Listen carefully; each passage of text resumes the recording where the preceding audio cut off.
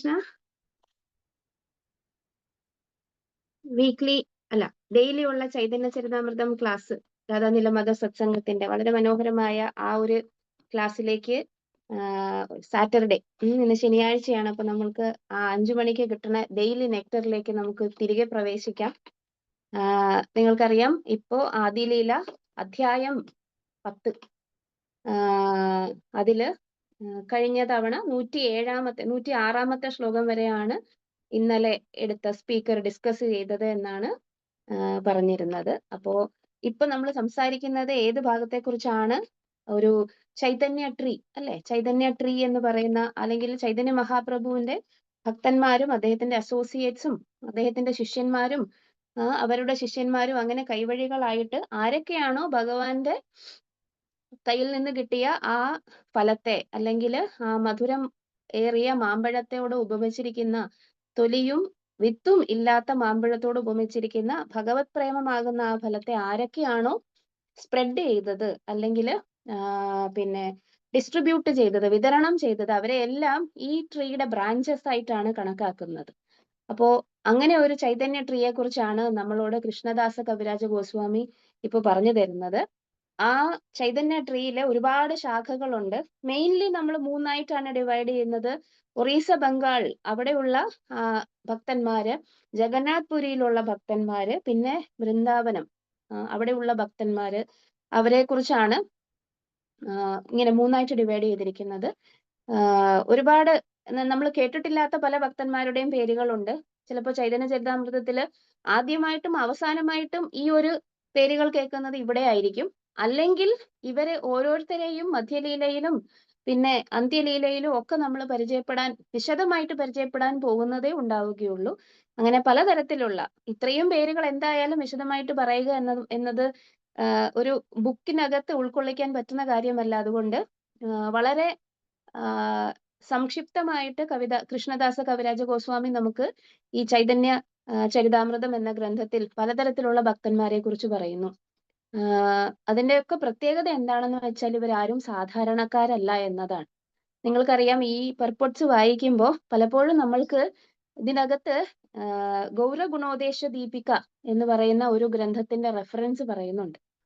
അങ്ങനെ ഒരു റെഫറൻസ് പറയുമ്പോൾ അതിൻ്റെ അകത്ത് ഈ ഭക്തന്മാരിൽ പലരും എന്താണ് ഭഗവാന്റെ വൃന്ദാവന ലീലകളിൽ പങ്കെടുത്തിരുന്ന ഗോപിമാരോ മഞ്ചരിമാരോ അല്ലെങ്കിൽ അങ്ങനെയുള്ള വളരെ ക്ലോസ് ആയിട്ടുള്ള സെർവൻസ് ആയിരുന്നു എന്നത് ആ പുസ്തകത്തില് വെളിവാക്കുന്നുണ്ട്. ഭക്തിസ്ഥാന സരസ്വതി ഠാക്കൂർ അനുഭാഷ്യത്തിലും പറയുന്നുണ്ട് ഇങ്ങനെ ഒരുപാട് ഭക്തന്മാർ. അതായത് നമ്മൾക്ക് മനസ്സിലാകേണ്ടത് എന്താന്ന് വെച്ചാല്, ഭഗവാന്റെ ഭക്തന്മാർ എന്ന് പറയുന്നത് സാധാരണക്കാരല്ല.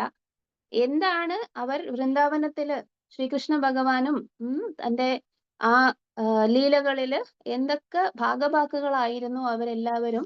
ചൈതന്യ മഹാപ്രഭു സ്വയം ഭഗവാനായിട്ട് അവതരിക്കുമ്പോ ചൈതന്യ മഹാപ്രഭു പ്രേമ രസം എന്ന് പറയുന്ന ആ രസത്തെ ആസ്വദിക്കാൻ വേണ്ടിയിട്ട് എന്താകുന്നു, ഭഗവാൻ ചൈതന്യ മഹാപ്രഭു ഭക്തന്റെ രൂപത്തിൽ പ്രകടമാകുമ്പോൾ അദ്ദേഹത്തെ ആ ഒരു ഭാവത്തിൽ സഹായിക്കാൻ വേണ്ടിയിട്ട് ചില ഭക്തന്മാർ അദ്ദേഹത്തിന് ഭാഗവതം വായിച്ചു കൊടുക്കും.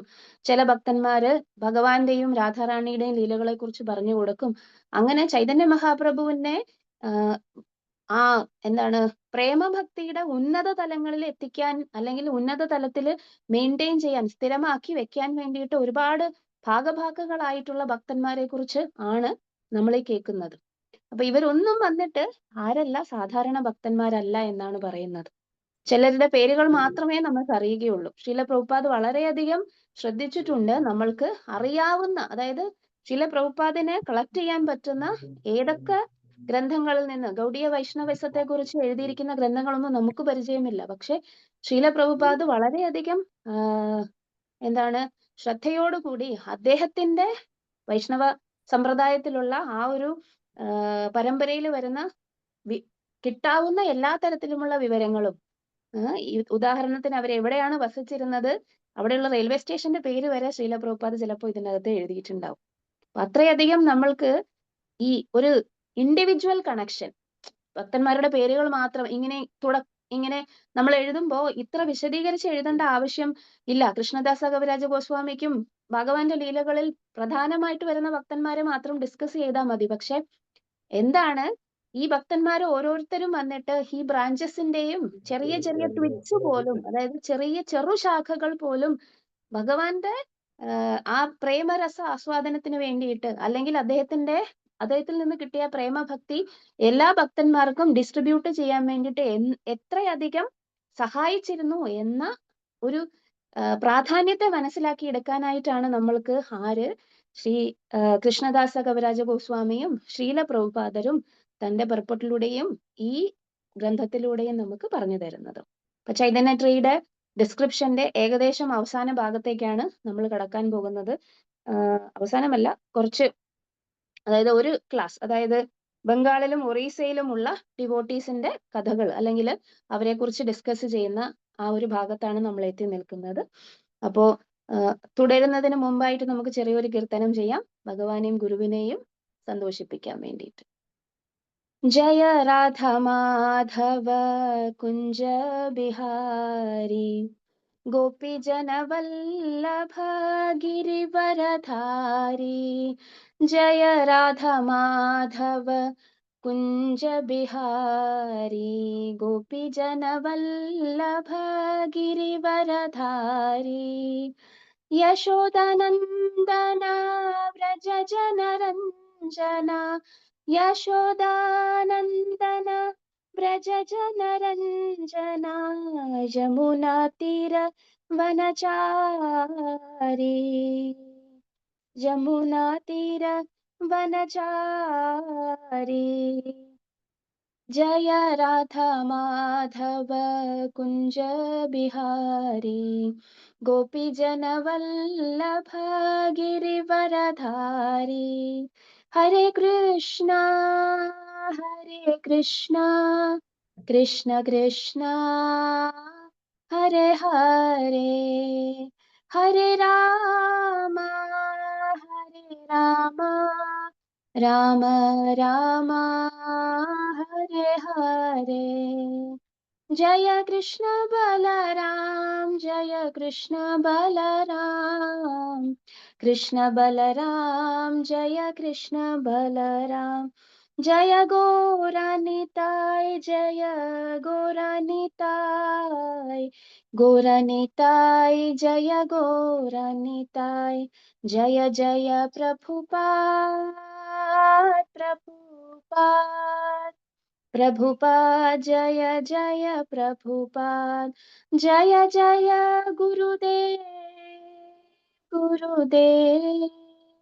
गुरुदेव जय जय गुरुदेव।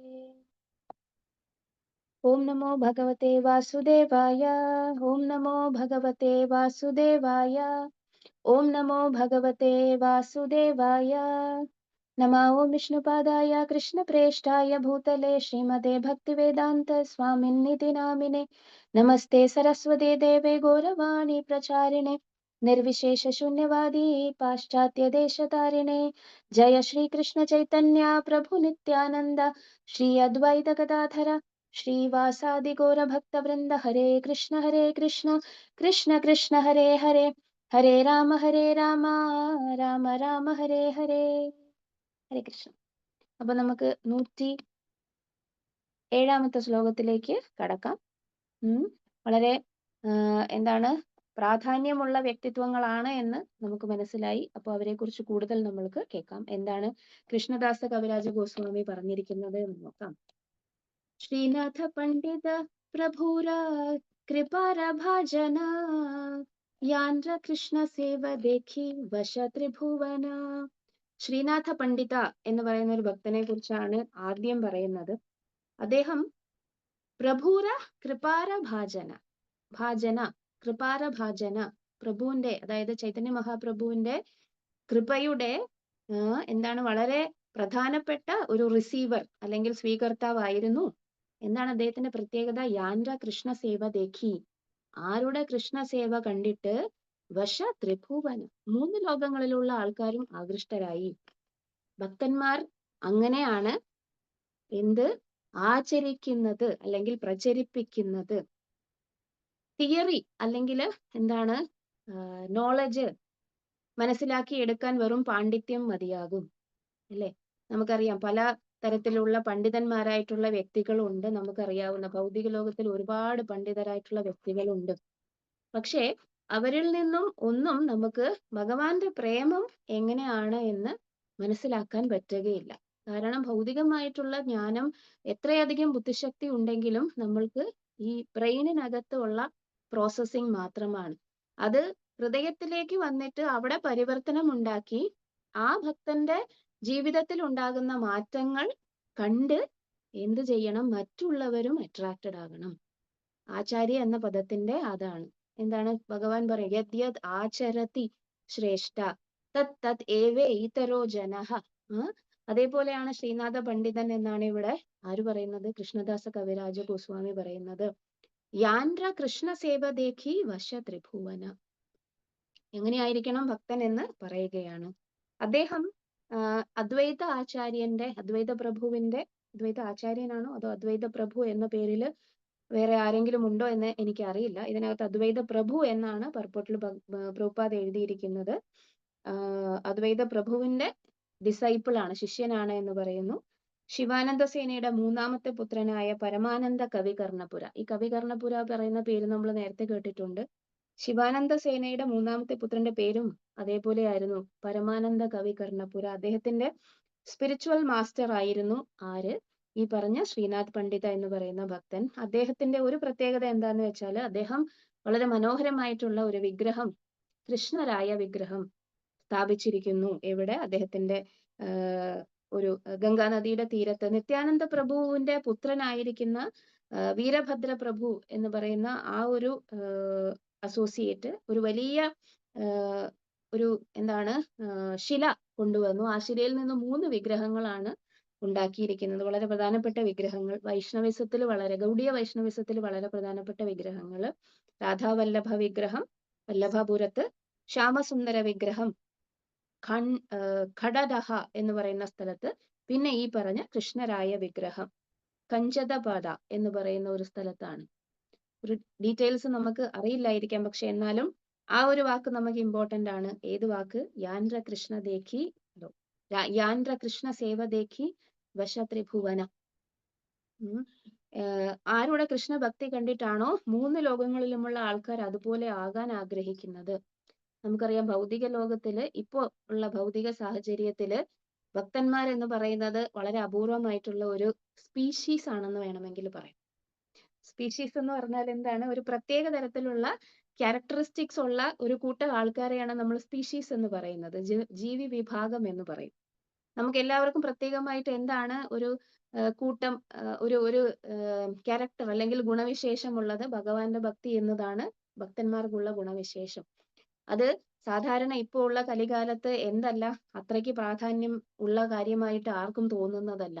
ഭക്തി എന്ന് പറയുന്നത് വെറും സെന്റിമെന്റൽ ആയിട്ടുള്ള ആൾക്കാർക്ക്, അല്ലെങ്കിൽ വേറെ ഒന്നിനെയും നേടാൻ താല്പര്യമില്ലാത്ത ആൾക്കാർക്ക്, അല്ലെങ്കിൽ മടിയുള്ള ആൾക്കാർക്ക് വേണ്ടിയിട്ടുള്ളതാണ് ഭക്തി എന്നാണ് പറയുന്നത്. പക്ഷെ ചൈതന്യ മഹാപ്രഭു ആ ഒരു കൃഷ്ണപ്രേമം എന്നതിനെ ഏറ്റവും ടോപ്പ് മോസ്റ്റ് ആയിട്ടാണ്, ഭക്തിയിലെ ഏറ്റവും ഉന്നതമായിട്ടുള്ള ഒരു പ്രോസസ്സാണ് എന്ത് അല്ല ഒരു സ്ഥിതിയാണ് ഈ കൃഷ്ണപ്രേമം എന്ന് പറയുന്നത് എന്ന് കാണിച്ചു തന്നിരിക്കുന്നു ഭഗവാൻ. അതുകൊണ്ട് തന്നെ മറ്റുള്ളവരുടെ മുന്നിൽ നമ്മൾ ഭക്തരാണെന്ന് പറയാൻ വേണ്ടിയിട്ട് നമുക്ക് ഒരു മടിയും ഉണ്ടാവേണ്ടതല്ല. കാരണം യാൻഡ്ര കൃഷ്ണ സേവ ദേഖി വശ ത്രിഭുവന. ഒരു ഭക്തന്റെ പ്രത്യേകത എന്താണ്? വേറെ ഒന്നും കൊണ്ടിട്ടല്ല, അയാളുടെ പറച്ചിലിൽ നിന്നോ അയാളുടെ എന്തെങ്കിലും സംഭാവന കൊടുത്തിട്ടോ അല്ലെങ്കിൽ അയാളെ വേറെ ഏതെങ്കിലും തരത്തിൽ വശീകരണം ഉപയോഗിച്ചോ ഒന്നും ആരെയും പാട്ടിലാക്കാൻ പറ്റില്ല, ഭക്തനാക്കാൻ പറ്റില്ല. Purity is the force. പവിത്രത അല്ലെങ്കിൽ നമ്മൾ പ്രാക്ടീസ് ചെയ്യുന്ന ഭക്തിയുടെ പവിത്രതയാണ് നമ്മളുടെ ഫോഴ്സ് അല്ലെങ്കിൽ ഒരു ശക്തി, പിൻബലം എന്ന് പറയുന്നത്.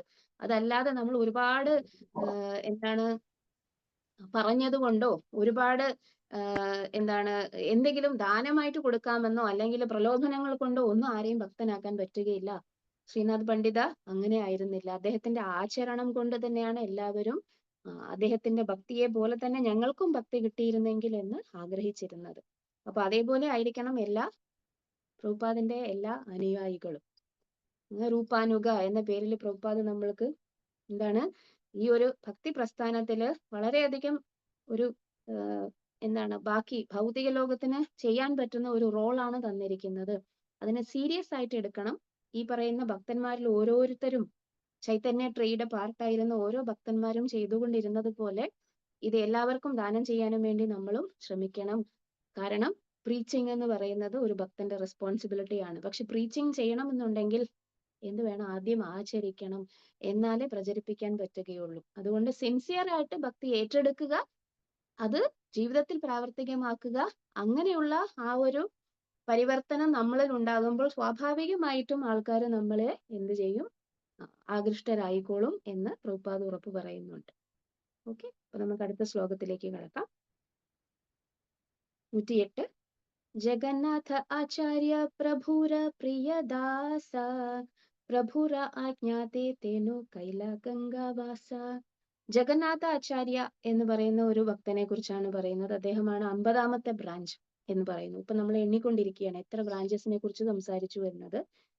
50th ബ്രാഞ്ചാണ് ഇപ്പോ. ജഗന്നാഥ ആചാര്യ എന്ന് പറയുന്ന ഒരു ഭക്തനെ കുറിച്ച് പറയുന്നു. അദ്ദേഹം പ്രഭുര പ്രിയദാസ, മഹാപ്രഭുവിന്റെ പ്രിയപ്പെട്ട ദാസനായിരുന്നു.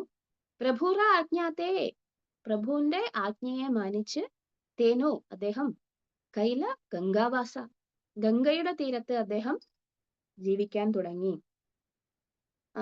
പർപ്പൂട്ടിനകത്ത് ശില പ്രഭുപാദ് പറയുന്നു, ഫോർമർലി ബീൻ ദുർവാസ ഓഫ് നിധുവന എന്ന് പറയുന്നു.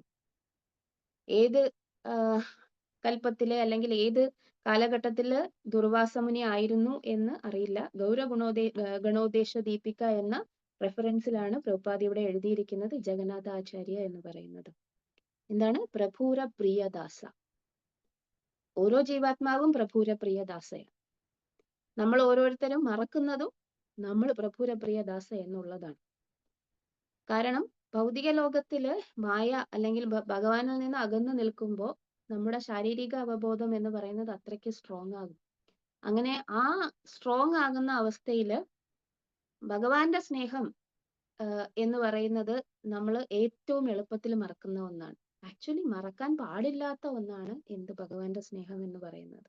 പക്ഷെ ആ സ്നേഹത്തെ മറന്നിരിക്കുന്നത് കൊണ്ട് നമ്മളുടെ യഥാർത്ഥത്തിലുള്ള ജീവിതം, ഹരേ കൃഷ്ണ, നമ്മുടെ യഥാർത്ഥത്തിലുള്ള ജീവിതമല്ല നമ്മൾ ജീവിക്കുന്നത്, മറന്നുകൊണ്ടുള്ള, മറവിയിലുള്ള. അതുകൊണ്ടാണ് എല്ലാവരും മായ എന്ന് പറയുന്നത്. ഇല്യൂഷൻ അല്ലെങ്കിൽ മോഹത്തിലാണ് എന്ന് പറയുന്നത്. കാരണം ഒരു ജീവാത്മാവിന്റെ യഥാർത്ഥത്തിലുള്ള ഒരു സ്വഭാവമല്ല ഭൗതിക ലോകത്തില് എന്ത് ചെയ്യുക എന്നുള്ള, ജീവിക്കുക എന്നുള്ളത്. എന്താണ് യഥാർത്ഥത്തിലുള്ള സ്വരൂപം എന്ന് പറയുന്നത്? ജീവേര സ്വരൂപ പോയി കൃഷ്ണേര നിത്യദാസ. ഭഗവാന്റെ നിത്യദാസന്മാരാണ് പ്രഭുര പ്രിയദാസ. അത് തന്നെയാണ് സെയിം ഇവിടെ പറയുന്നത്. പ്രഭുവിന്റെ പ്രിയദാസന്മാരാണ് എല്ലാവരും. പക്ഷെ നമ്മൾ മറന്നിരിക്കുകയാണ്. ഇനി ആരാണ് നമ്മൾക്ക് അതിനെ ഓർമ്മിപ്പിക്കാൻ വേണ്ടി വരുന്നത് എന്ന് ഇതിന്റെ അടുത്തടുത്ത ശ്ലോകങ്ങളില് ഒരു പ്രത്യേക സ്ഥലത്ത് ഒരു പ്രത്യേക ഉപമ പറയും. അതുവരെ നമ്മൾക്ക് കാത്തിരിക്കാം. അടുത്ത ശ്ലോകത്തിലേക്ക് കടക്കാം. 109. കൃഷ്ണദാസ വൈദ്യ ആര പണ്ഡിത ശേഖര കവിചന്ദ്ര ആര കീർത്തനീയ ഷഷ്ടിവര. എന്നാണ്? കൃഷ്ണദാസ വൈദ്യ, ശേഖര പണ്ഡിത, കവിചന്ദ്ര, ഇവരെല്ലാവരും വളരെ മികച്ച കീർത്തനീയ അല്ലെങ്കിൽ സങ്കീർത്തനം ചെയ്യുന്ന ആൾക്കാരായിരുന്നു. ഇവര് അവരുടെ കൂട്ടത്തിൽ ഒരാളുടെ പേരും കൂടി പറയുന്നത് ഷഷ്ടിവര എന്ന് പറയുന്ന ഒരാളുടെ പേരും. അവരാണ് 51, 52, 53, 54 ബ്രാഞ്ചസ് ആയിട്ട് പറയുന്നത്. ഇതിനകത്ത് ഞാൻ പറഞ്ഞില്ലേ ഈ ഗൗരഗുണാദേശ ദീപിക, അതിൻ്റെ അകത്ത് കവിചന്ദ്ര എന്ന് പറയുന്ന ഈ പറഞ്ഞിരിക്കുന്ന ഈ ഇതിൽ പറഞ്ഞിരിക്കുന്ന ആ ഒരു വ്യക്തിയെ വന്നിട്ട് മനോഹര എന്ന് പറയുന്ന ഗോപിയായിട്ട് പറയുന്നു. അപ്പൊ നമ്മൾ നേരത്തെ പറഞ്ഞതുപോലെ ചൈതന്യ മഹാപ്രഭുവിന്റെ ഭക്തന്മാരാരും സാധാരണക്കാരല്ല, അവരെല്ലാവരും സ്പെഷ്യൽ ആൾക്കാരാണ്. പ്രഭുപാദ് നമ്മൾക്കും ആ സ്പെഷ്യൽ അല്ലെങ്കിൽ പ്രത്യേകതയുള്ള ആൾക്കാരായിട്ട് തീരാനുള്ള ഒരു എന്താണ് തന്നിരിക്കുന്നത്? ഒരു വഴിയാണ് തുറന്നു തന്നിരിക്കുന്നത്. എന്താണ്? ബഹൂനാം ജന്മനാമന്തേ ജ്ഞാനവാൻ മാം പ്രപദ്യത്തെ വാസുദേവ സർവമിതി സ മഹാത്മാ സുദുർലഭ. നോക്കൂ, നമുക്ക് കിട്ടിയിരിക്കുന്ന ഈ ഒരു പ്രോസസ്സിന്റെ പ്രത്യേകത എന്ന് പറയുന്നത് ഈ ഒരു ശ്ലോകം കൊണ്ട് തന്നെ ഭഗവാൻ പറയുന്നുണ്ട് ഭഗവത്ഗീതയില്. ബഹൂനാം ജന്മനാം അന്തേ ജ്ഞാനവാൻ മാം പ്രപദ്യത്തെ. എത്ര ജ്ഞാനം നിങ്ങൾ നേടിയാലും എന്തൊക്കെ PhD എടുത്താലും നിങ്ങൾക്ക് ഭഗവാനാണ്, അല്ലെങ്കിൽ നമ്മൾക്ക് ഭഗവാനാണ് സർവം എന്ന് മനസ്സിലാക്കണമെന്നുണ്ടെങ്കിൽ എന്തായിരിക്കണം? ജ്ഞാനവാനായിരുന്നാൽ മാത്രം പോരാ, അദ്ദേഹത്തിന് ഭഗവാന്റെ കാരുണ്യം കൂടി വേണം, ഗുരുവിന്റെ കാരുണ്യം കൂടി വേണം, വൈഷ്ണവരുടെ കാരുണ്യം കൂടി വേണം. അങ്ങനെയുള്ള ആ ഒരു ഭക്തന്മാർ എന്ന് പറയുന്നത് സുദുർലഭ. ദുർലഭ എന്ന് മാത്രമല്ല, സുദുർലഭ എന്നാണ് പറയുന്നത്. അപ്പോ ശീലപ്രഭുപാദ് നമുക്ക് വേണ്ടി തുറന്നു വെച്ചിരിക്കുന്ന വാതിൽ എന്ന് പറയുന്നത് ഒരുപാട് റെയർ ആയിട്ടുള്ള ആൾക്കാർക്ക് മാത്രം കൊടുക്കുന്നതാണ്. എന്തുകൊണ്ടാണ് റെയർ ആയിരിക്കുന്നത്? അറിയാം. കാരണം ഭൗതിക ലോകത്തിലെ ഇന്ദ്രിയ ആസ്വാദനം എന്ന് പറയുന്നത് ഇമ്പോർട്ടന്റ് ആയിട്ട് കാണുന്ന അവസ്ഥയിൽ ഭക്തിയുടെ പ്രാധാന്യത്തെ കുറിച്ച് ആർക്കും അറിയേണ്ട ആഗ്രഹം വരികയില്ല, അല്ലെങ്കിൽ അറിയാൻ ആഗ്രഹം വരികയില്ല. പക്ഷെ ആചാര്യന്മാരുടെ കാരുണ്യവും പരിശുദ്ധ ഭക്തന്മാരുടെ കാരുണ്യവും അവരുടെ ജീവിതവും കാണുമ്പോൾ നമ്മളുടെ ഉള്ളിൽ ഉറങ്ങിക്കിടക്കുന്ന ആ ഒരു എന്താണ്, മൂന്ന് തരത്തിലുള്ള ഭക്തി എന്ന് പറയുന്നത് എല്ലാ ജീവാത്മാവിന്റെ ഉള്ളിലുണ്ട്. പക്ഷെ അതൊരു അടഞ്ഞ അവസ്ഥയിലാണ്. ഒന്ന്, തീയുടെ പുറത്ത് പുക പോലെ വേഗം എന്ത് ചെയ്യാം? അതിനെ ഊതി മാറ്റാം, അല്ലെങ്കിൽ അതിനെ നിർമാർജനം ചെയ്യാം. എന്നിട്ട് ഈ തീയെ എന്ത് ചെയ്യാം? ആളി കത്തിക്കാം. അങ്ങനെ ഒരു ഭക്തി ആകാം. അല്ലെങ്കിൽ എന്താണ്, കുറച്ചും കൂടെ കഠിനമായിട്ട് കണ്ണാടിയിൽ പറ്റിപ്പിടിച്ചിരിക്കുന്ന പൊടി, അത് കുറച്ച് കഷ്ടപ്പെടേണ്ടി വരും നമ്മൾ തൂത്തുമാറ്റാൻ വേണ്ടിയിട്ട്. അങ്ങനെ തൂത്തുമാറ്റുമ്പോൾ നമുക്ക് നമ്മളുടെ മുഖം കണ്ണാടിയിൽ നല്ലതായിട്ട് കാണാനും പറ്റും. അപ്പോൾ ആ കണ്ണാടി വൃത്തിയാക്കാൻ വേണ്ടിയിട്ട് കിട്ടുന്ന പരിശ്രമം, അല്ലെങ്കിൽ എടുക്കുന്ന പരിശ്രമം ചിലപ്പോൾ നമ്മുടെ ഭക്തിയെ ഉണർത്താൻ വേണ്ടിയിട്ട് നമുക്ക് എടുക്കേണ്ടി വന്നേക്കാം. ചിലപ്പോ വളരെയധികം എന്താണ്, ഗർഭത്തില് വന്നിട്ട് ശിശു കിടക്കുന്നത് പോലെ നമ്മൾ എത്ര വിചാരിച്ചാലും പെട്ടെന്നൊന്നും വരികയില്ല. 9 മാസം കഴിഞ്ഞാലേ അത് പുറത്തു വരികയുള്ളൂ. അതുവരെ നമ്മൾ കാത്തിരിക്കേണ്ടി വരും. അത്ര അധികം കട്ടിയാണ് ആ ഗർഭത്തിനകത്തെ ശിശുവിന്, അല്ലേ? അപ്പൊ പരിശുദ്ധ ഭക്തന്മാരുടെ, അല്ലെങ്കിൽ പ്രഭുപാദിന്റെ മേഴ്സി, ഭഗവാന്റെ മേഴ്സി കൊണ്ട് നമ്മളുടെ ജീവിതത്തിലും എന്തെങ്കിലും ഈ തരത്തിലുള്ള ഈ ഒരു എന്താണ്, ഭക്തിയെ ആളെ കത്തിക്കാനുള്ള കാര്യങ്ങളൊക്കെ നമുക്ക് കിട്ടും. സിൻസിയർലി നമ്മൾ അത് അക്സെപ്റ്റ് ചെയ്ത് കഴിഞ്ഞിട്ടുണ്ടെങ്കിൽ ഈ ഭക്തന്മാരെ പോലെ ആരായി മാറാൻ പറ്റും? ഭഗവാന്റെ പ്രിയദാസന്മാരായിട്ട് നമുക്കും മാറാൻ പറ്റും. എല്ലാവർക്കും ഈ ഫ്രൂട്ട് പറഞ്ഞില്ലേ, ചൈതന്യ ട്രീയുടെ ആ ബ്രാഞ്ചസിനകത്തും ട്വിക്സിനകത്തും അതിന്റെ മെയിൻ ട്രങ്ക്, അതായത് ചൈതന്യ മഹാപ്രഭു ആ മെയിൻ ട്രങ്ക് ആണ്. അതിന്റെ സൂക്ഷിപ്പുകാരനും ചൈതന്യ മഹാപ്രഭുവാണ്. അതിന്റെ ഫലത്തിന്റെ ആദ്യത്തെ ആസ്വാദകനും ഭഗവാൻ തന്നെയാണ്. പക്ഷെ ഭഗവാൻ അത് തന്നെയെ മാത്രം ഭക്ഷിക്കാൻ വേണ്ടിയിട്ടല്ല, ഒരുപാട് ഫലങ്ങളുണ്ട്. അവിടെ നിന്നും ഇവിടെ നിന്നും എല്ലാം വന്നിട്ട് നിറയെ ഫലങ്ങളുണ്ട്. അത് ചൈതന്യ മഹാപ്രഭു ചോദിക്കുന്നു, ഞാൻ എങ്ങനെയാണ് ഇത് തന്നെ ഭക്ഷിക്കുക? അദ്ദേഹത്തിന് പ്രേമഭക്തി ആസ്വാദനത്തിന് വേണ്ടിയിട്ടാണ് അദ്ദേഹം വന്നിരിക്കുന്നത്. രാധാറാണിയുടെ ഭാവം സ്വീകരിച്ചുകൊണ്ട്, രാധാറാണിയുടെ നിറവും സ്വീകരിച്ചുകൊണ്ട് വന്നിരിക്കുന്നത്, ഇവിടെ ഭൂമിയിൽ വന്നിരിക്കുന്നത്. പക്ഷെ അദ്ദേഹം ചോദിക്കുകയാണ്, ചൈതന്യ മഹാപ്രഭു ഭഗവാൻ ചോദിക്കുകയാണ്, ഇതൊക്കെ ഞാൻ തന്നെ എങ്ങനെയാണ് കഴിക്കുന്നത്? അതുകൊണ്ടാണ് അദ്ദേഹത്തെ എന്താണ് പറയുന്നത്? ഏറ്റവും മഹാനായ കരുണയുള്ളവൻ എന്ന് പറയുന്നത്. അത്തരം ഒരു കാരുണ്യത്തെ എന്താണ്, പ്രഭുപാദിനെ പോലെയുള്ള ആചാര്യന്മാരുടെ ട്വിക്സിന്റെ ഒക്കെ എന്താണ്, വളരെ ചെറിയ ചെറിയ ബ്രാഞ്ചസ് ആണ് ശീല പ്രഭുപാദിനെ പോലെയുള്ള മഹാനായ ഭക്തന്മാരെല്ലാം. അപ്പൊ അവർ വഴിയാണ് നമ്മൾക്ക് കിട്ടുന്നത്. സീരിയസ്ലി ഈ ഒരു പ്രസ്ഥാനത്തെ മുന്നോട്ട് കൊണ്ടുപോകുക എന്ന് പറയുന്നത് നമ്മൾ ചെയ്യേണ്ട ഒരു എന്താണ്, നന്ദി പ്രകാശനമാണ്. അടുത്ത ശ്ലോകത്തിലേക്ക് കടക്കാം. 110 ശ്ലോകം. ശ്രീനാഥ മിശ്ര ശുഭാനന്ദ ശ്രീരാമ ഈശാന ശ്രീനിധി ശ്രീ ഗോപികാന്ത മിശ്ര ഭഗവാൻ. വീണ്ടും ഭക്തന്മാരുടെ പേരുകൾ നമ്മൾ കേൾക്കുന്നു. നോക്കൂ, ഈ പറയുന്ന ഭക്തന്മാരുടെ പേരുകളെല്ലാം ഭഗവാനുമായി ബന്ധപ്പെട്ട പേരുകളാണ്. ശ്രീനാഥ മിശ്ര, ശുഭാനന്ദ, ശ്രീരാമ, ഈശാന, ശ്രീനിധി, ഗോപികാന്ത, ഭഗവാൻ മിശ്ര. ഇങ്ങനെ പലരുടെയും പേരുകൾ, അത്രയധികം ബ്രാഞ്ചസ്, 59th ബ്രാഞ്ച് വരെ ഇപ്പോൾ ഡിസ്കസ് ചെയ്തിരിക്കുന്നു. ഇവിടെ എന്താണ്, രഥയാത്രയുടെ മുന്നിൽ നൃത്തം ചെയ്യുന്ന ഒരുപാട് കീർത്തനീയസിന്റെ പേരും ഭഗവാന്റെ ആ ലീലയിൽ പങ്കെടുത്ത ഒരുപാട് ഭക്തന്മാരുടെ പേരുകളാണ് നമ്മൾ കേൾക്കുന്നത്. അടുത്ത ശ്ലോകത്തിലേക്ക് 111. സുബുദ്ധി മിശ്ര ഹൃദയാനന്ദ കമലനയന മഹേഷ പണ്ഡിത ശ്രീകര ശ്രീമധുസൂദന. ഇതും ഭക്തന്മാരുടെ പേരുകൾ തന്നെയാണ്. 62nd ബ്രാഞ്ച് സുബുദ്ധി മിശ്ര, പിന്നെ ഹൃദയാനന്ദ, പിന്നെ കമലനയന, മഹേഷ് പണ്ഡിത, ശ്രീകര, മധുസൂദന. ഈ പറയുന്ന പേരുകളെല്ലാം ആരുടെയാണ്? യഥാർത്ഥത്തിൽ ഭഗവാന്റെ പേരുകളാണ്. നമുക്കും നമ്മളുടെ ആധ്യാത്മിക ഗുരുനാഥൻ എന്താണ് നമ്മുടെ കാർമി അല്ലെങ്കിൽ എന്താണ് നമ്മൾക്ക് ജന്മനാ കിട്ടിയിരിക്കുന്ന ആ പേരുകളെ മാറ്റിയിട്ട് എന്തുകൊണ്ടാണ് ഭഗവാന്റെ പേരുകൾ നൽകുന്നത്, അല്ലെങ്കിൽ ഭഗവാന്റെയും ഭഗവാന്റെ ഭക്തന്മാരുടെയും ദാസന്മാരാകുക അല്ലെങ്കിൽ ദാസിമാരാകുക എന്ന പേരുകൾ നൽകിയിരിക്കുന്നത്? ഇതേപോലെ നമ്മളുടെ പേരും കേൾക്കുമ്പോൾ ആരെങ്കിലും ഒരാൾ ഭഗവാനെ കുറിച്ച് ആലോചിക്കണം. അപ്പോ ഭഗവാന്റെ ഓർമ്മ ഉണർത്തുന്ന ഏത് കാര്യവും മംഗളകരമാണ്. അതേപോലെ നമ്മൾക്കും മംഗളകരമായിട്ടുള്ള ഒരു പേരാണ് നമ്മളുടെ സ്പിരിച്വൽ മാസ്റ്റർ തന്നിരിക്കുന്നത്. നോക്കൂ, നിങ്ങൾ ഈ കേട്ടിരിക്കുന്ന എല്ലാ പേരുകളും ഭഗവാനുമായി ബന്ധപ്പെട്ട പേരുകളാണ്. സുബുദ്ധി മിശ്ര, ഹൃദയാനന്ദ, ഹൃദയത്തെ ആനന്ദിപ്പിക്കുന്നവൻ, കമലനയന, പിന്നെ ശ്രീകര, മധുസൂദന, ഇതെല്ലാം ഭഗവാന്റെ തന്നെ പേരുകളാണ്. പിന്നെ ഇവരുടെ വലിയ ഡീറ്റെയിൽസ് ഒന്നും ആര് പറയുന്നില്ല. ഒരു പുസ്തകത്തിന്റെ വ്യാപ്തി എന്ന് പറയുന്നത്, അതിന്റെ എക്സ്പ്ലെയിൻ ചെയ്യാൻ പറ്റുന്ന ഡീറ്റെയിൽസ് എന്ന് പറയുന്നത് ഒരു ചെറിയ ഒരു എന്താണ് ഒരു ഒരു ഒരു അതിരുണ്ട് അതിന്. അതുകൊണ്ട് തന്നെ ഈ പറയുന്ന എല്ലാ പണ്ഡിതന്മാരുടെയും അല്ലെങ്കിൽ എല്ലാ ഭക്തന്മാരുടെയും ഡീറ്റെയിൽസ് നമുക്ക് അവൈലബിൾ അല്ല. പക്ഷെ ആദ്യം വന്നിട്ട് നമ്മളോട് കൃഷ്ണദാസ കവിരാജ ഗോസ്വാമി ഒരു കാര്യം പറഞ്ഞിരുന്നു. എന്താണ് ആ കാര്യം? ഈ ഭക്തന്മാരിൽ ഓരോരുത്തരും ഏത് വലുത് അല്ലെങ്കിൽ ആര് വലുത് ആര് ചെറുത് എന്ന് പറയാൻ സാധിക്കുകയില്ല. ഓരോരുത്തരും ഭഗവാന്റെ സേവനത്തിനായി അവരവരുടെ ജീവിതം ഒഴിഞ്ഞുവെച്ച ആൾക്കാരാണ്. അതുകൊണ്ട് തന്നെ ഭക്തന്മാരിലെ ഭേദഭാവം ദർശിക്കാൻ പാടില്ല എന്നാണ് ആര് പറയുന്നു? നമ്മളോട് ആദ്യമേ പറഞ്ഞു. അതുകൊണ്ട് ഈ പേരുകളെല്ലാം നമ്മൾ നൂറുകണക്കിന് ആൾക്കാരുടെ പേരുകൾ കേൾക്കും.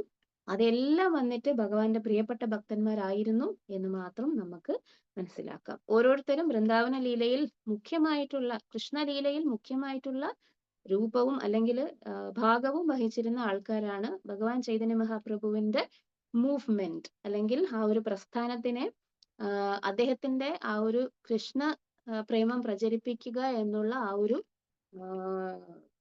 കർത്തവ്യത്തെ അല്ല, അദ്ദേഹത്തിന്റെ ആ ഒരു പ്രവൃത്തിയെ വന്നിട്ട് സഹായിക്കാൻ വേണ്ടിയിട്ട് നമുക്ക് വേണ്ടിയിട്ട് അവതരിച്ചിരിക്കുന്ന ആരാണ്? ഭക്തന്മാരാണ് ഇവരെല്ലാവരും എന്ന് നമ്മൾ മനസ്സിലാക്കണം. പുരുഷോത്തമ ശ്രീഗാലിമ ജഗന്നാഥ ദാസ ശ്രീചന്ദ്രശേഖര വൈദ്യ ദ്വിജ ഹരിദാസ. 68, 69, 70, 71, 72 ഈ ബ്രാഞ്ചസിനെ കുറിച്ചാണ് പറയുന്നത്. പുരുഷോത്തമ, ഗാലിമ, ജഗന്നാഥ് ദാസ, ചന്ദ്രശേഖര വൈദ്യ, ഹരിദാസ്, ദ്വിജ ഹരിദാസ. ഈ ഈ ഭക്തന്മാരുടെ പേരുകളാണ് അടുത്തതും പറയുന്നത്. 113. രാമദാസ കവിചന്ദ്ര ശ്രീഗോപാലദാസ ഭാഗവതാചാര്യ ഠാക്കൂർ ശാരംഗദാസ. ഇവിടെയാണ് നമുക്ക് വളരെ ഇൻട്രസ്റ്റിംഗ് ആയിട്ടുള്ള ഒരു കാര്യം ശ്രീല പ്രഭുപാദ് തന്റെ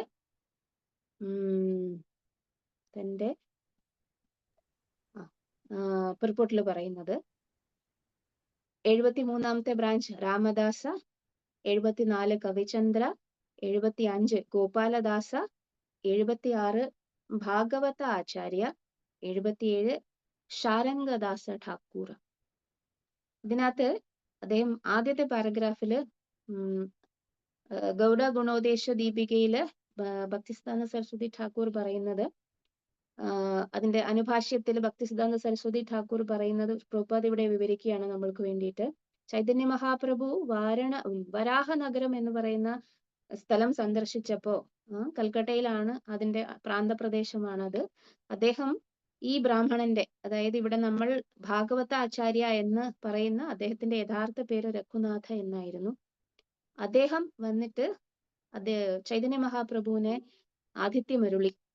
പക്ഷെ ചൈതന്യ മഹാപ്രഭു അവിടെ ഉള്ളപ്പോ അദ്ദേഹം എന്ത് ചെയ്തു? വളരെ പ്രധാനമായും അദ്ദേഹം ചെയ്ത കാര്യം ഭാഗവതം വായിക്കുക എന്നുള്ളതാണ്. ചൈതന്യ മഹാപ്രഭു ആ ഭാഗവത ശ്രവണം കൊണ്ട് എന്താണ് ഭക്തിയുടെ പാരമ്യത്തിൽ എത്തുകയും എക്സ്റ്റസി അല്ലെങ്കിൽ ആനന്ദ അതിരേകത്തിൽ എത്തുകയും ചെയ്തു. ചൈതന്യ മഹാപ്രഭു അങ്ങനെ അത്രയധികം തന്നെ ഭാഗവത ശ്രവണത്തിൽ സഹായിച്ച അല്ലെങ്കിൽ സ്വാധീനിച്ച ആ വ്യക്തിക്ക് ഭാഗവത ആചാര്യൻ എന്ന പേരും നൽകി. ഇതാണ് പ്രഭുപാദ് ഇവിടെ എക്സ്പ്ലനേഷൻ ആയിട്ട് പറയുന്നത്. അപ്പോ ആരാണോ ഭാഗവതത്തെയും അല്ലെങ്കിൽ ചൈതന്യ ചരിതാമൃതം പോലുള്ള ഗ്രന്ഥങ്ങളെയും ജീവനെ പോലെ കരുതുന്നത്, ചൈതന്യ മഹാപ്രഭു രഘുനാഥ എന്ന് പറയുന്ന അദ്ദേഹത്തെ അനുഗ്രഹിച്ചതുപോലെ ഭഗവാൻ തീർച്ചയായിട്ടും എല്ലാവരെയും അനുഗ്രഹിക്കും, ആരാണോ അങ്ങനെ കരുതുന്നത്. അതുകൊണ്ടാണ് രാധാ നീലമാധവ് സത്സംഗത്തില് ഈ പ്രകാരം ഡെയിലി ഭാഗവതവും ഈവനിങ് ടൈമില് ചൈതന്യ ചരിതാമൃതവും വന്നിട്ട് നമ്മൾ കേൾക്കുന്നതും വായിക്കുന്നതും. അല്ലെങ്കിൽ സ്ഥിരമായിട്ട് ഈ പുസ്തകങ്ങൾ വായിക്കുക എന്ന് പറയുന്നത് ഒരു വലിയ ബുദ്ധിമുട്ടുള്ള കാര്യമാണ്. കാരണം ഒരു മോട്ടിവേഷൻ അല്ലെങ്കിൽ ഒരു കൂട്ടായ ഒരു പ്രവർത്തനത്തിലൂടെ മാത്രമേ സംഘം അല്ലെങ്കിൽ സാധു സംഘത്തിന്റെ പ്രത്യേകത അതാണ്. തനിയെ ഇരുന്ന് ഭക്തി ചെയ്യുക എന്ന് പറയുന്നത് ചിലപ്പോ നമ്മളുടെ ഈഗോ, നമ്മളുടെ അനർത്ഥങ്ങള്, അങ്ങനെ കുറെ കാര്യങ്ങൾ ചിലപ്പോൾ നമുക്ക് ഇന്ന് തടസ്സമായിട്ട് വരും. അപ്പൊ അങ്ങനെ തടസ്സമായിട്ട് വരുമ്പോ ബുക്സ് ആർ ദ ബേസിസ് എന്നൊക്കെ പ്രഭുപാദ് പറയുമെങ്കിലും ബുക്സ് ആർ ദ ബേസിസ് എന്നത് പ്രഭുപാദ് ഏറ്റവും ഇമ്പോർട്ടന്റ് ആയിട്ട് വളരെ പ്രധാനപ്പെട്ട കാര്യമാണ്. നമ്മൾ സെന്റിമെന്റൽ ഭക്തന്മാരല്ല.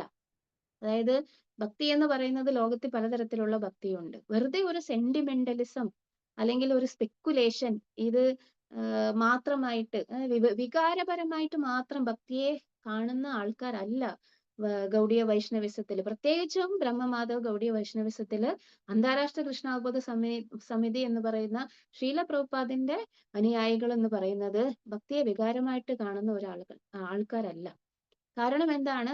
അവർക്ക് ഭക്തി ചെയ്യാൻ വേണ്ടിയിട്ട് ഒരു അടിത്തറയുണ്ട്. എന്താണ് അടിത്തറ എന്ന് പറയുന്നത്? എന്തിനാണ് ഭക്തി ചെയ്യുന്നത് എന്ന് മനസ്സിലാക്കിയാലേ എന്ത് ചെയ്യാൻ പറ്റുകയുള്ളൂ? ഭക്തിയിൽ പുരോഗമിക്കാനും ഭക്തിയിലുള്ള വിശ്വാസത്തെ നിലനിർത്താനും പറ്റുകയുള്ളൂ. ഈ ഒരു വിശ്വാസം നിലനിർത്തുക എന്ന് പറയുന്നത് പലപ്പോഴും നമ്മളുടെ ജീവിതത്തിൽ പല സന്ദർഭങ്ങളും വരും. ഉപേക്ഷിച്ച് പോകാൻ വരെ തോന്നുന്ന സന്ദർഭങ്ങൾ വരും. കാരണം അത്രയ്ക്കാണ് നമ്മളുടെ കർമ്മത്തിനനുസരിച്ച് കിട്ടുന്നതാണെങ്കിലും ഭഗവാന്റെ പരീക്ഷണങ്ങൾ എന്ന് പറയുന്നത്, മായയുടെ പരീക്ഷണങ്ങൾ എന്ന് പറയുന്നത് നമ്മളുടെ ആത്മാർത്ഥതയെ ചോദ്യം ചെയ്യുന്ന പലതരത്തിലുള്ള കാര്യങ്ങളും ഉണ്ടാവും. പക്ഷെ ആ സമയത്തൊക്കെ ഭക്തിയെ അത്ര വിശ്വാസത്തോടു കൂടി നമ്മുടെ ഹൃദയത്തിൽ നിലനിർത്തണമെന്നുണ്ടെങ്കിൽ എന്ത് വേണം? ഒരു അടിത്തറ വേണം. ഇങ്ങനെ മേൽക്കൂരയില്ല, അടിത്തറ ഇല്ലാതെ വെറുതെ കല്ല് കെട്ടി മേൽക്കൂര മാത്രം വെച്ച ഒരു കാറ്റടിക്കുമ്പോ എന്ത് സംഭവിക്കും? ഈ മേൽക്കൂരയും ഈ ഭിത്തിയും എല്ലാം കൂടെ തകർന്ന് തരിപ്പണമായി കിടക്കും. അതിന്റെ അകത്ത് നമ്മൾ ഞെരിഞ്ഞ് ചാവുകയും ചെയ്യും. അപ്പൊ നമ്മളുടെ ഭക്തി അങ്ങനെ ഞെരിഞ്ഞ് ചാവാതിരിക്കാൻ എന്താണ് ചെയ്യേണ്ടത്? ഭക്തിയെ എന്തിലാണ് അത്രയധികം ഉറപ്പുള്ള ഒരു ബേസിലാണ് കെട്ടിപ്പൊക്കേണ്ടത്. എന്താണ് ആ ബേസ് എന്ന് പറയുന്നത്? Books are the basis. വേറെ ഏത് പ്രസ്ഥാനത്തിലുണ്ട് ഇത്രയധികം സിമ്പിൾ ആയിട്ട് ഇതേപോലെ നമ്മൾക്ക് വേണ്ടിയിട്ട് സ്വന്തം ജീവിതത്തിന്റെ ഒരു സന്യാസി വര്യൻ സ്വന്തം ജീവിതത്തില് അദ്ദേഹത്തിന്റെ ഭക്തിയെ പോഷിപ്പിക്കാൻ വേണ്ടി ചിലവാക്കേണ്ട സമയം അത്രയും വരുന്ന തലമുറ, അദ്ദേഹത്തിന് നമ്മളെ ആരെയും പരിചയമേ ഇല്ല. അദ്ദേഹത്തിന്റെ അടുത്തുള്ള ഡിസൈപ്പിൾസിനെ മാത്രമേ പരിചയമുള്ളൂ. അദ്ദേഹം ജീവിച്ചിരുന്ന കാലത്തൊന്നുമല്ല നമ്മൾ ഉണ്ടായതും ഇനിയും വരാൻ പോകുന്ന തലമുറയും അദ്ദേഹത്തിന് പരിചയമുള്ളതല്ല. പക്ഷേ ദീർഘദർശിയായിട്ടുള്ള ഒരു ആചാര്യൻ എന്താണ് ചെയ്തിരിക്കുന്നത്? അദ്ദേഹത്തിന്റെ ആ ഒരു കാരുണ്യം കൊണ്ട് അദ്ദേഹം ഈ പുസ്തകങ്ങൾ രചിച്ചു. എന്നിട്ട് ഇത് വളരെ സിമ്പിൾ ആണ്. കാരണം ഇത് ഒരു മന്ദബുദ്ധിയായിട്ടുള്ള വ്യക്തിക്ക് പോലും എന്തിനാണ് നമ്മൾ ഭക്തി ചെയ്യുന്നത് എന്ന് ഈ പുസ്തകങ്ങൾ കൊണ്ട് മനസ്സിലാവും. ഈ പുസ്തകങ്ങൾ സ്വയം ഭഗവാൻ തന്നെയാണ്. വേറെ ഒന്നും അദ്ദേഹം ആഡ് ചെയ്തിട്ടില്ല. അദ്ദേഹം പുതിയതായിട്ടൊന്നും ഉണ്ടാക്കിയില്ല. കാരണം സനാതന ധർമ്മത്തിൽ ഓൾറെഡി ഒരുപാട് ജ്ഞാനമുണ്ട്. ഈ ജ്ഞാനത്തിനെ എല്ലാം നമ്മൾക്ക് വേണ്ടിയിട്ട് ക്രോഡീകരിച്ച് ഒരു രസായനം, നമ്മുടെ അസുഖം ഭേദമാകാൻ വേണ്ടിയിട്ട് ഒരു മരുന്ന് തരും, രസായനം എന്ന് പറയും. ഈ രസായനത്തെ നമുക്ക് വെറുതെ കഴിച്ചാൽ മാത്രം മതി. പക്ഷെ ആ മരുന്ന് കഴിക്കാൻ പോലും നമ്മളെ പോലെയുള്ള അത്രയും മടിയന്മാരായിട്ടുള്ള ആൾക്കാരാണ് നമ്മളെല്ലാവരും. നമുക്ക് കഴിവില്ല.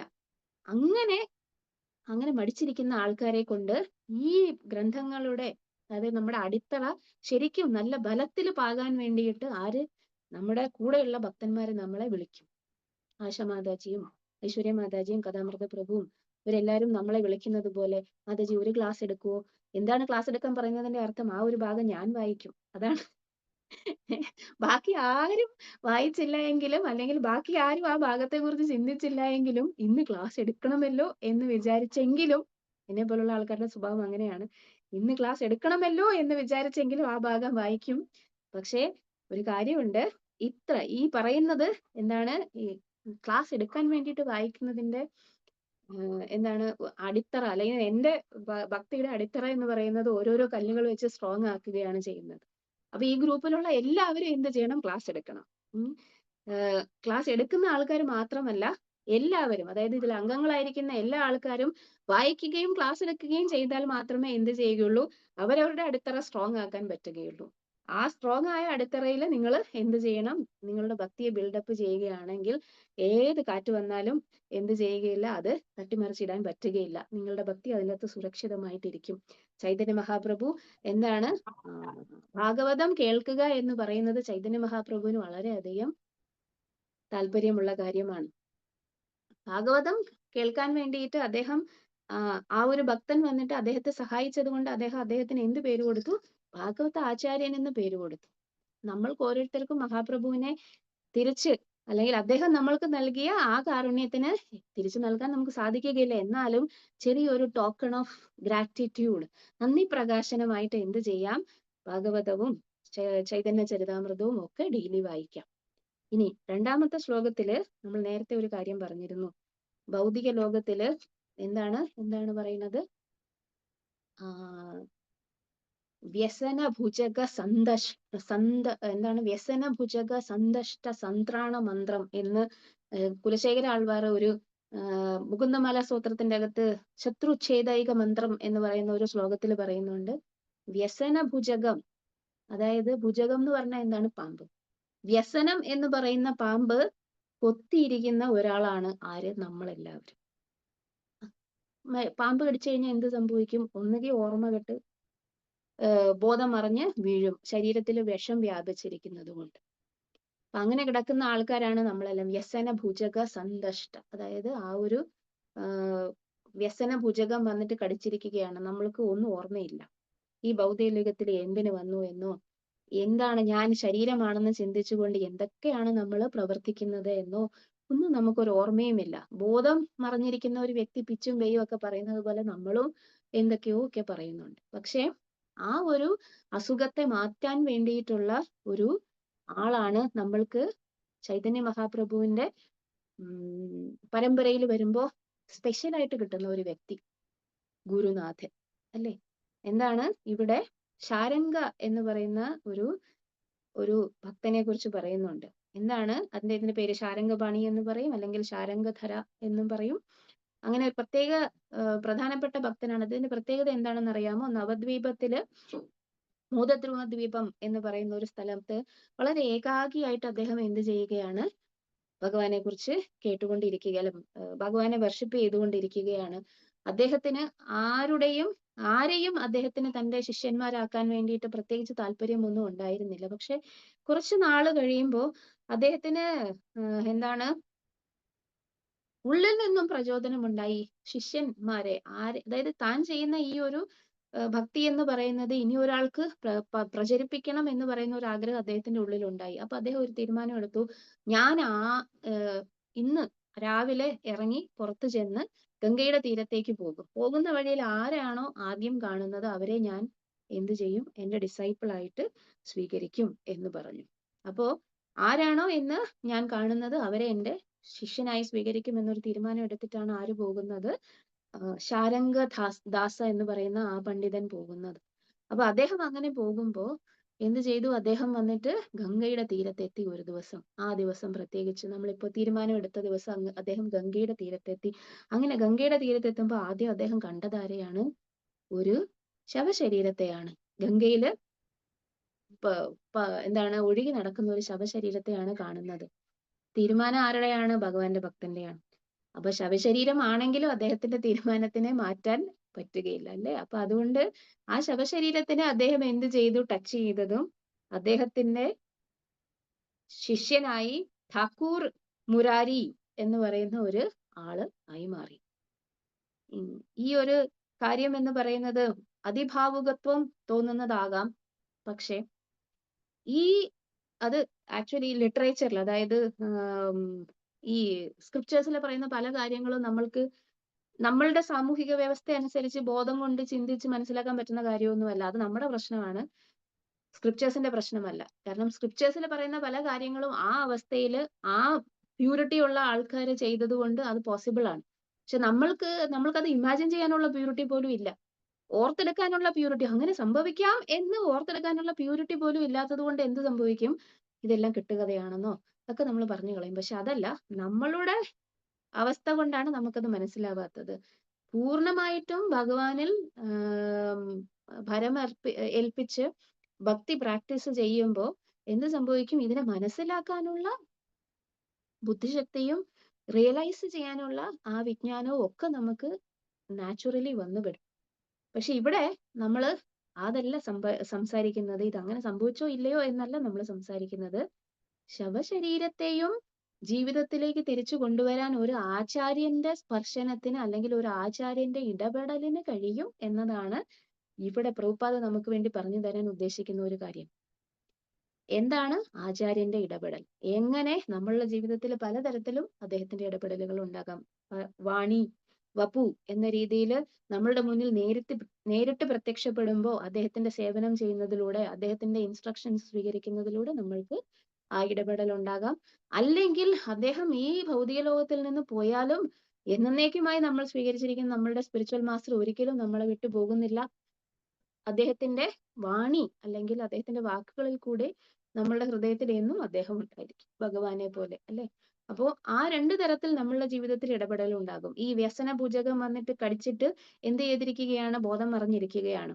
സാധാരണ പണ്ട് കാലത്തൊക്കെ ഈ പാമ്പ് ദംശിച്ചിരിക്കുന്ന ആൾക്കാരുടെ ആ ബോധം മറഞ്ഞ അവസ്ഥയിൽ നിന്ന് അവരെ ഉണർത്താൻ വേണ്ടിയിട്ട് മന്ത്രങ്ങളാണ് ഉച്ചരിച്ചുകൊണ്ടിരുന്നത്. മന്ത്രം ഉച്ചരിക്കുമ്പോൾ ആ മന്ത്രത്തിന്റെ പവർ കൊണ്ട്, പ്രഭുപാദ് പറയുന്നുണ്ട്, ഭഗവത്ഗീതയുടെ പർപ്പട്ടിൽ പറയുന്നുണ്ട്, മന്ത്രം ഉച്ചരിക്കുമ്പോൾ അതിന്റെ പവർ കൊണ്ട് എന്ത് സംഭവിക്കും? അവരുടെ ആ ഒരു അവബോധം വന്നിട്ട് വിഷത്തിന്റെ അംശം ശരീരത്തിൽ നിന്ന് ഇല്ലാതാകും. അതിന്റെ പ്രഭാവത്തിൽ നിന്നും അവര് പുറത്തു വരും. എന്ത് ചെയ്യും? എന്നിട്ട് അവര് യഥാർത്ഥ അവസ്ഥയിലേക്ക് വരും. ഈ ഡെഡ് ബോഡി പോലെ തന്നെയാണ് നമ്മളെല്ലാവരും. ഭൗതിക ലോകത്തിൽ വന്നു കഴിഞ്ഞു, ശരീരമാണ് ഞാൻ എന്ന് കാരണം ഡെഡ് ബോഡിക്ക് വേറെ കോൺഷ്യസ്നെസ് ഒന്നുമില്ല.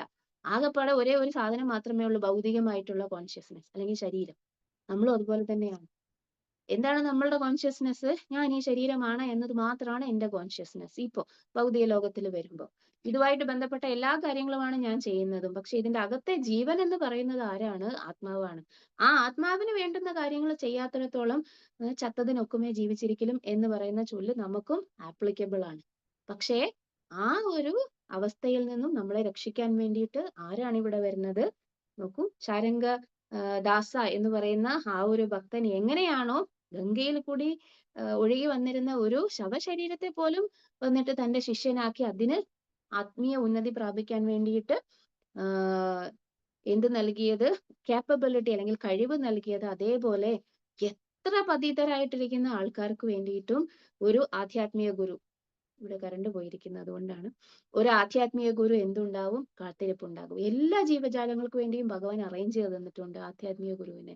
ആ ആധ്യാത്മിക ഗുരുവിനെ വന്നിട്ട് സിൻസിയർ ആയിട്ട് ഫോളോ ചെയ്യുന്നതിനോടുകൂടി നമ്മളുടെ ആ വിഷം ദംശിച്ചിരിക്കുന്ന അവസ്ഥയും ശവശരീരം പോലെയുള്ള അല്ലെങ്കിൽ ഒരു അവബോധവും, ശാരീരിക അവബോധം മാത്രം, ലൈഫിന്റെ അല്ലെങ്കിൽ ജീവന്റെ ഒരു ലക്ഷണങ്ങളും ഇല്ലാത്ത നമ്മളെ പോലുള്ള ആൾക്കാരെ പോലും എന്ത് ചെയ്യാൻ പറ്റും? കൃഷ്ണഭക്തിയിലേക്ക് കൊണ്ടുവരാൻ പറ്റും എന്നതാണ് ശ്രീല പ്രഭുപാദ് ഈ ഒരു ശ്ലോകത്തിൽ കൂടെ നമുക്ക് പറഞ്ഞു തരാൻ വേണ്ടി ഉദ്ദേശിക്കുന്നത്. അപ്പൊ അതിഭാവുകത്വം എന്ന് പറയുന്നതല്ല കാര്യം. എന്താണ് ഇതെങ്ങനെയാണ് എന്റെ ജീവിതത്തിൽ ആപ്ലിക്കബിൾ ആക്കുന്നത് എന്നുള്ളതാണ്. അപ്പോ ഈ ഭാഗവതത്തിൽ ഒരു ശ്ലോകമുണ്ട്, ഈ ശരീരം എന്ന് പറയുന്നത് വളരെ ഒരു സ്പെഷ്യൽ ആയിട്ടുള്ള ഒരു എന്താണ് നൗകയാണ്. അത് വന്നിട്ട് അതിനെ നേർവഴി നയിക്കുന്ന ക്യാപ്റ്റൻ അല്ലെങ്കിൽ നൗകയുടെ ആ ഒരു പ്രധാനപ്പെട്ട ഡ്രൈവർ എന്ന് പറയുന്നത് ആരാണ്? ഗുരുവാണ്. നൃദേഹമാദ്യം സുലഭം സുദുർലഭം പ്ലവം സുകൽപം ഗുരുകർണധാരം മയാനുകൂല്യേന നഭസ്വതേരിതം പുമാൻ ഭവാപ്തിം ന തരേത്സാത്മഃ. അല്ലെങ്കിൽ നമ്മൾ എല്ലാവരും സ്വന്തം ആത്മാവിനെ കൊല്ലുന്ന ഈ ശവശരീരം പോലെയുള്ള ആൾക്കാരാണ്. എന്താണ്? നൃദേഹം ആദ്യം സുലഭം സുദുർലഭം. വളരെ സുലഭമായിട്ട് നമ്മൾക്ക് കിട്ടിയിരിക്കുന്ന ഈ നൃദേഹം എന്ന് പറയുന്നത് സുദുർലഭമാണ്. അങ്ങനെ എളുപ്പത്തിലൊന്നും കിട്ടൂല. പിന്നെ എന്താണ്? പ്ലവം സുകൽപ്പം. വളരെ മനോഹരമായിട്ട് ഈ ഭവ അമ്പുതിയെ തരണം ചെയ്യാൻ വേണ്ടിയിട്ട് നിർമ്മിച്ചിരിക്കുന്ന ഒരു പ്ലവമാണ്. എന്താണ്? ബോട്ടാണ്. ഗുരു കരുണാധാരം. ആരാണ് ആ ബോട്ടിനെ നേർവഴിയിൽ നയിക്കുന്നത്? ഗുരുവാണ്. പിന്നെ ഭഗവാൻ പറയുന്നു മയ ആനുകൂലേന നഭസ്വതേരിതം. എന്റെ വാക്കുകൾ അല്ലെങ്കിൽ ഭഗവത്ഗീത, ഭാഗവതം പോലെയുള്ള ഗ്രന്ഥങ്ങളിൽ കിട്ടുന്ന എന്താണ് ഇൻസ്ട്രക്ഷൻസ് എന്ന് പറയുന്നത് എന്താണ്? നഭസ്വതേരിതം. ആ നാവത്തിനെ മുന്നോട്ട് കൊണ്ടുപോകുന്ന ഫേവറബിൾ വിൻസ് ആണ്.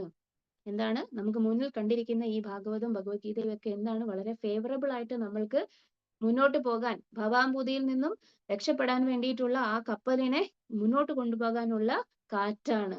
ആ അനുകൂലമായ കാറ്റിനനുസരിച്ച് എന്താണ്? പ്ലവം സുകൽപ്പം ഗുരുകർണധാരം മയാനുകൂലേന നഭസ്വതേരിതം പുമാൻ ഭവാബ്ധിം ന തരേത് സ ആത്മഹ. എന്താണ്? അങ്ങനെ ഒരു അവസരം കിട്ടിയിട്ട് ആരാണോ ഇത് ഉപയോഗിക്കാതെ ഇരിക്കുന്നത്, എന്താണ് അയാളെ കുറിച്ച് പറയേണ്ടത്? അയാൾ ആത്മഹ. ഹ എന്ന് പറഞ്ഞാൽ ഹനിക്കുക, ആത്മ എന്ന് പറഞ്ഞാൽ ആത്മാവിനെ ഹനിക്കുക. ഭഗവാൻ പറയുന്ന ആത്മാവിനെ ഹനിക്കാൻ പറ്റൂല എന്ന് ഭഗവത്ഗീതയിൽ. പക്ഷെ ഇവിടെ പറയുന്നു ആത്മാവിനെ ഹനിക്കുക എന്ന്. എന്താണ് അതിന്റെ അർത്ഥം? ചത്തതിലൊക്കുമേ ജീവിച്ചിരിക്കലും എന്നുള്ള അവസ്ഥയിലേക്ക് പോകുന്ന ആ ആൾക്കാരെ കുറിച്ചാണ് പറയുന്നത്. സ്വന്തം ആത്മാവിന് വേണ്ടുന്ന കാര്യങ്ങൾ ചെയ്യാതെ ആ ഒരു ഓപ്പർച്യൂണിറ്റിയെ നശിപ്പിക്കുക എന്ന് പറയുന്നത് ആത്മഹ എന്ന് പറയുന്നതും ഒന്ന് തന്നെയാണ്. അപ്പോ നമ്മളോട് ശ്രീല പ്രഭുപാദ് പറയാൻ ഉദ്ദേശിക്കുന്നത് എന്താണ്? ഈ ചൈതന്യ ചരിതാമൃതം വളരെ മനോഹരമായിട്ട് മുന്നോട്ട് പോകുമ്പോൾ ഭക്തിയെ കുറച്ചും കൂടി എന്ത് ചെയ്യണം? സീരിയസ് ആയിട്ട് എടുക്കണം. പുസ്തകങ്ങൾ വായിക്കാൻ വേണ്ടിയിട്ട് മടിയുള്ളവർക്ക് വേണ്ടിയിട്ട് ഒരുപാട് ക്ലാസ്സുകൾ ഇതുപോലെയുണ്ട്. ആ സമയത്തെങ്കിലും നമ്മൾ ഇതുമായിട്ട് പരിചയപ്പെടും. അങ്ങനെ എല്ലാവർക്കും വേണ്ടിയിട്ടും ഈ ഭക്തിയെ പ്രചരിപ്പിക്കാൻ വേണ്ടി മുൻകൈ എടുക്കുന്ന കഥാമൃത പ്രഭുവിനും ഐശ്വര്യ മാതാജിക്കും രാധനീല മാധവ് സത്സംഗത്തിലെ എല്ലാ ഭക്തന്മാർക്കും താങ്ക് യു. നമസ്കാരം. ഹരേ കൃഷ്ണ. 113 ശ്ലോകം വരെയാണ് നമ്മൾ ഇന്ന് എടുത്തിരിക്കുന്നത്. ഹരേ കൃഷ്ണ. ഹരേ കൃഷ്ണ മാതാജി. മാതാജി, ഞാനൊരു 10 മിനിറ്റ് ലേറ്റ് ആയാണ് കയറിയത്. മാതാജി ജീവഗോസ്വാമിയുടെ അക്വിസിഷൻ പറഞ്ഞായിരുന്നോ? അയ്യോ എന്താണ് പറയാനുള്ളത്? ഇല്ല, അത് ഞാൻ മറന്നുപോയി. ഞാൻ പറയാം. അത് എന്താണെന്ന് വെച്ചാല് ആദ്യത്തേത് നമ്മൾ കഴിഞ്ഞ തവണ പറഞ്ഞിരുന്നത് എന്താണ്? ജീവഗോസ്വാമി എന്താണ്? പണ്ഡിതന് പറഞ്ഞല്ലേ? അതെ, അവര് രണ്ടുപേരുടെയും അടുത്ത് ചെന്ന് ഒരു പണ്ഡിതൻ വന്നിട്ട്, ഒരു ഭൗതികവാദിയായിട്ടുള്ള പണ്ഡിതൻ വന്നിട്ട് എന്ത് ചെയ്തു? ഡിബേറ്റിന് പോയി. പക്ഷെ അദ്ദേഹം അത് സമ്മതിച്ചില്ല. അവർ രണ്ടുപേരും ഞങ്ങൾ തോറ്റു എന്ന് എഴുതി കൊടുത്തു, വെറുതെ സമയം മെനക്കെടുത്തണ്ടെന്ന് വിചാരിച്ച്. പക്ഷെ ജീവഗോസ്വാമിയുടെ അടുത്ത് ചെല്ലുമ്പോൾ ജീവഗോസ്വാമി അതിന് താല്പര്യപ്പെട്ടില്ല. അദ്ദേഹം ആ പണ്ഡിതനെ, ഭൗതികവാദിയായിട്ടുള്ള പണ്ഡിതനെ ഡിബേറ്റ് ചെയ്ത് തോൽപ്പിച്ചു.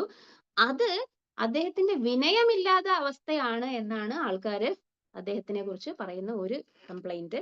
പക്ഷെ അതുകൊണ്ടല്ല, സ്വന്തം എന്താണ് നമ്മളുടെ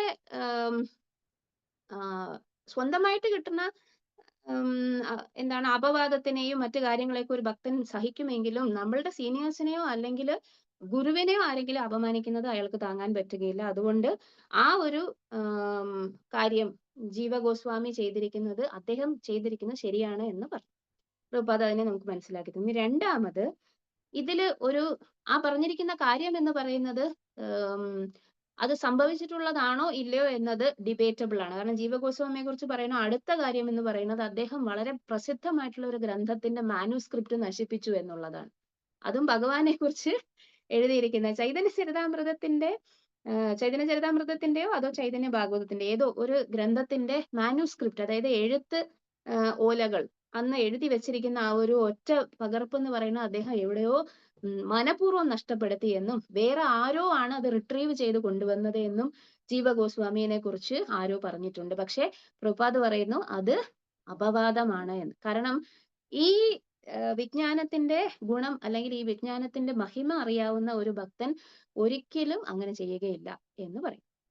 പിന്നെ ഒന്ന്, അദ്ദേഹം പരകീയ ഭാവത്തെ, അതായത് ശ്രീകൃഷ്ണ ഭഗവാനും ഗോപിമാരും തമ്മിലുള്ള ബന്ധം പരകീയ രസം, ശ്രീകൃഷ്ണ ഭഗവാനും ദ്വാരകയിലെ പത്നിമാരും തമ്മിലുള്ള ബന്ധം സ്വകീയ രസം, ഇങ്ങനെ രണ്ടു തരം മാധുര്യ രസമാണ് നമ്മൾ മെയിൻ ആയിട്ടും പഠിക്കുന്നത്. അപ്പോൾ ഈ പരകീയ രസത്തെ അദ്ദേഹം മാനിച്ചിരുന്നില്ല, അതായത് അതിനെ വലിയ കാര്യമായിട്ട് അദ്ദേഹം കണക്കാക്കിയിരുന്നില്ല. അതിനൊരു റീസൺ പ്രഭുപാദ് പറയുന്നുണ്ട്.